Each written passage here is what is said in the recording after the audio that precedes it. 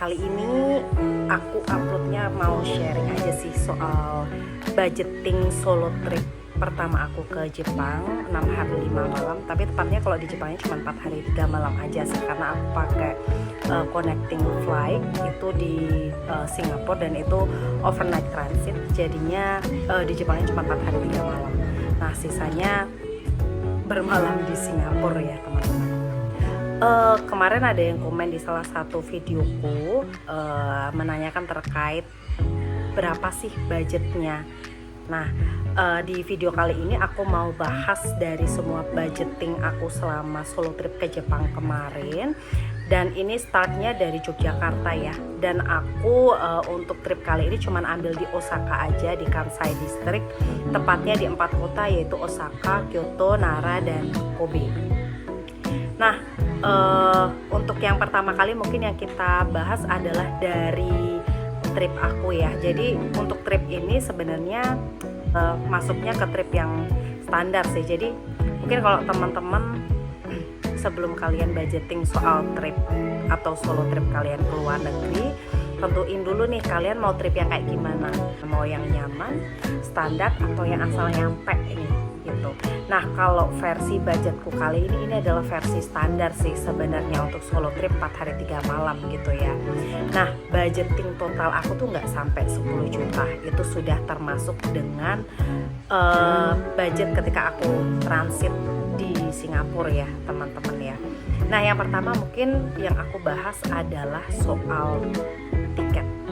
Mahal atau murahnya kita liburan ke sana itu sebenarnya pokok utamanya itu adalah si tiket pesawat ya teman-teman. Nah kemarin aku dapat tiket pesawat ini dari Jogja ke Kansai, kemudian Kansai ke Jogja lagi itu harganya 5,1 juta, tapi ini nggak pakai bagasi. Jadi aku nggak pakai bagasi sama sekali, cuman ngandelin kabin 7 kilo ya, dan dapat free hand carry-nya 3 kilo karena aku pakai maskapainya Scoot Airlines. Nah itu aku overnight transitnya di Singapura dan itu masih ada waktu lumayan lama lah ya, 17 jam kurang lebih itu untuk explore Singapura. Tapi itu aku nggak keluar karena lagi hujan deras banget yang pertama, dan yang kedua aku udah overwhelmed banget karena sempat ketahan di imigrasi. Padahal aku udah isi MyIcha pakai aplikasi, tapi nggak tahu pasporku nggak kedetek. Nanti mungkin detailnya seperti apa aku akan cerita di video lainnya ya. Nah akhirnya aku di situ udah pertama kali overthinking, overwhelmed cari rute, dan Google Maps itu nggak tahu karena kalau di dalam ruangan kayaknya dia agak susah ya, karena aku juga bingung direksinya itu kemana. Padahal udah lihat ada tulisannya tuh, ada arahnya, ada penunjuk arahnya, tapi aku masih bingung gitu karena masih kepikiran di imigrasi tadi. Jadi aku udah sempat keluar dari Changi gitu, aku jadi cuman ke Jewel aja, jadi nggak explore keluar. Padahal aku udah beli kartu transportasinya yang di sana. Agak nyesel sih sebenarnya, tapi ya udahlah nggak apa-apa pertama kali gitu. Jadi aku merelakan untuk tidak explore Singapura padahal aku udah bikin itinerary-nya. Oke, jadi yang pertama itu tiket pesawat aku dapat di harga 5,1 juta, itu PP Jogja Jepang ya. Nah itu aku belinya terpisah di Traveloka. Pas balik ke sini dari Osaka ke Jepang aku belinya di Shopee, karena kemarin aku membandingkan dari seluruh platform, Shopee lumayan worth it harganya gitu. Nah itu dapat di 5,1 juta. Kemudian yang kedua visa, aku pakai visa waiver karena aku pakainya e-passport, jadinya free pengajuannya online ya, itu syaratnya. Jadi kalian memang harus punya e-passport dulu. Terus selanjutnya adalah akomodasi aku full pakai kapsul hotel. Aku pilihnya di Akro Kapsul Hotel Lamba Dotonbori. Ini sudah pernah aku bahas di short video aku. Jadi teman-teman kalau mau cari rekomendasi kapsul hotel untuk backpacker ke Jepang, kalian boleh nih coba kapsul hotel Lamba Dotonbori karena ini menurut aku worth it banget ya teman-teman. Videonya udah pernah aku bahas di short video, jadi silahkan dicek-cek lagi ya. Itu aku dapat di harga 720.000 untuk 4 hari 3 malam. Dan ini menurut aku worth it banget karena aku nggak perlu bawa baju banyak, di sana udah disediain pajamas dan bisa ganti tiap hari. lumayan. Kemudian di transportasi itu aku pakai 2 kartu transportasi karena tripku cuma 4 hari 3 malam dan aku cuma di Kansai District. Aku ngandelin 1 kartu yaitu Kansai Railway Pass. Aku beli yang 3-day pass, oke. Dan itu udah mengcover seluruh all basic train non-GR, khususnya distrik Kansai District ya, yaitu di Osaka, Kyoto, Nara, Kobe, Himeji, dan Wakayama. Itu sih menurut aku worth it banget karena full aku udah ke cover semua. Dan satu lagi aku beli IC card yaitu IKOKA. Itu aku pakai ketika dari udah landing di Kansai, kemudian mau ke Osaka kotanya gitu. Karena itu kan pass aku cuman 3-day aja ya, sedangkan kalau aku pakai dari Kansai ke Osaka, ke kota Osaka, itu kayaknya ngebuang 1 hari nggak sih, karena aku nyampenya itu juga udah sore gitu. Jadi agak mempertimbangkan itu sih, jadinya better aku pakai untuk explore di hari-hari berikutnya. Nah itu IKOKA, aku pakai IKOKA harganya 220.000.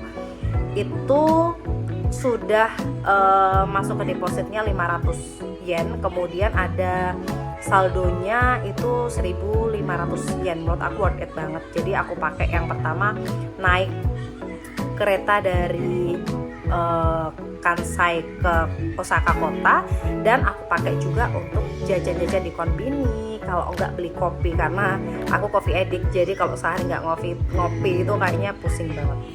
Itu, nah IKOKA 220.000. Kemudian untuk Kansai Railway Pass, untuk yang pass 3 hari aku dapat di harga 679.000.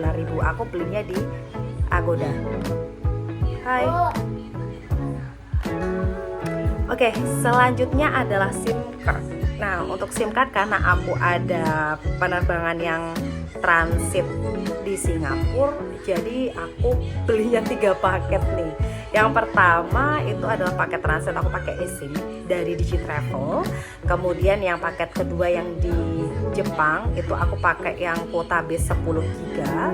Kemudian yang balik ke Singapurnya lagi dari Jepang transit untuk yang kali kedua untuk balik ke Jogja itu aku juga pakai Digitravel juga sih gitu. Jadi total untuk 3 paket data ini di harga 290.000. Itu pakai Digitravel ya, itu gampang banget dan CS-nya itu nggak slow respon gitu, jadi cepat banget responnya. Tuh. Kemudian, nah budgeting selanjutnya adalah bagian makan sama jajan. Nah ini 4 hari khusus di Jepang aja, aku sediain budget 1.250.000 kalau dirupiahin ya. Mungkin kalau di kursnya yen sekitar 11.000 yen lah gitu.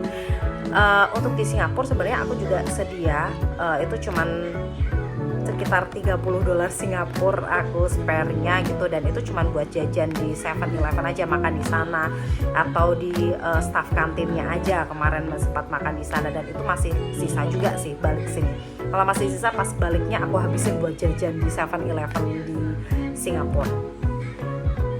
Itu kemudian untuk oleh-oleh ini opsional ya teman-teman, karena balik lagi gitu. Karena sebenarnya kalau aku kemarin pakai oleh-oleh sih kurang lebihnya sedia 1 juta itu udah bawa balik banyak banget menurut aku ya. Dan itu aku dapat tax free juga karena kemarin aku pergi di 2024, jadi tax free-nya masih bisa dapat di tokonya. FYI kemarin dapat berita sih, seliweran gitu berita, katanya kalau di 2026 if I'm not mistaken itu untuk sistem tax free-nya akan berubah gitu, dimana kalian nanti belanja di Jepang itu masih dengan harga normal, tapi untuk tax free-nya kalian bisa redeemnya ketika di airport. Nah tadi udah aku jelasin semua terkait budgeting gitu. Kalau di total untuk budgeting di solo trip aku kemarin di 6 hari 5 malam itu termasuk Singapura, ini belum terhitung untuk oleh-olehnya ya, itu sekitar 8.259.000. Dan itu aku masih bawa balik uang juga sih teman-teman, karena kemarin aku cash ke sana tuh bawa 50.000 yen. Itu masih bersisa juga sih di dompet aku, masih bersisa berapa ya. 2.000 yen, dan masih ada receh-recehnya banyak banget. Karena di sana kalau aku tuh kayak seneng banget beli apa-apa di vending mesin gitu kan. Nah itu recehnya banyak banget, apalagi 500 yen, 50.000 kan itu 500 koin ya teman. Menurut aku ini worth it banget, dan aku agak nyeselnya kemarin kenapa cuma ambil cuti 4 hari, harusnya 5 hari biar bisa seminggu sekalian di sana kan. Itu sih nyeselnya aku yang pertama. Dan aku terlalu memforsir diriku untuk ikut semua yang ada di itinerary. Jadi kayak aku nggak berasa aja pas balik-balik, tahu-tahu kok udah di sini, kayak nggak ngerasa vibes-nya Jepang gitu kemarin habis liburan gitu kan. Dan ya sepertinya aku akan kembali lagi someday, dan doain ya teman-teman, semoga nanti aku bisa kesana lagi, bisa bareng sama anak sama suami. Itu aja sih. Itu sih teman-teman, jadi sharing aku budget trip selama ke Jepang 6 hari 5 malam. Ini gak sampai 10 juta, ini menurut aku worth it banget. Aku backpacker, gak beli bagasi juga, karena aku bener-bener memang pengen nyoba backpacker, karena ini adalah salah satu bucket list aku sih gitu. Dan di bagasi kabin 7 kilo serta hand carry 3 kilo ini aku udah bisa bawa banyak oleh-oleh gitu. Memang aku meminimalisir bawaanku dari sini sih, kayak baju itu pun aku juga cuci kering pakai gitu. Dan aku ketolong banget sama si Akro Kapsul Hotel Namba ini gitu, karena dia menyediakan pajamas untuk tidur. Akhirnya aku gak perlu bawa baju tidur lagi gitu, dan itu bisa bikin packing light banget di bawaan. Itu aja sih teman-teman. Mungkin kalau ada yang mau tanya boleh ramein kolom komennya ya, sekedar sharing aja. Barangkali ada juga teman-teman di sini yang kemarin trip bisa dapat lebih murah dari aku, boleh juga kasih tips-tipsnya ke teman-teman yang lain. Itu aja, terima kasih, bye-bye.